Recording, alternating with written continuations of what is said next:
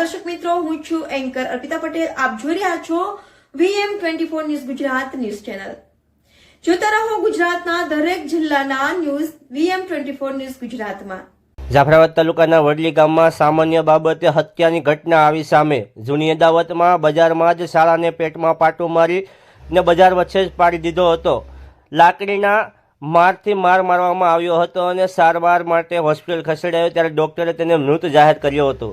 મૃતક વડલી ગામના પ્રવીણભાઈ જીલુભાઈ સોલંકી નામના યુવકને તેના બનેવીએ પેટના ભાગે પાટું મારી લાકડા વડે બજારમાં જ માર મારતા ગંભીર ઇજાઓ થવા પામી હતી. મૃતક યુવકના પિતા જીલુભાઈ પાલાભાઈ સોલંકીએ આરોપી રમેશભાઈ દાદુભાઈ બાંભણિયા રહેવાસી રોસિયાવાળા સામે તેમના પુત્રની હત્યા કરાયાની ફરિયાદ નાગેશ્રી પોલીસ સ્ટેશનમાં નોંધાવી હતી. જે બાબતનું મન દુઃખ રાખી તેમના શાળા મૃતક પ્રવીણભાઈ સોલંકી ગામમાં દૂધ લેવા આવતા આરોપી રમેશ બાંભણિયા દ્વારા પેટના ભાગે પાટું મારી લાકડા વડે પેટના ભાગે મૂંઢમાર મારી ગાળો આપી જીવલેણ હુમલો કરી દીધો હતો.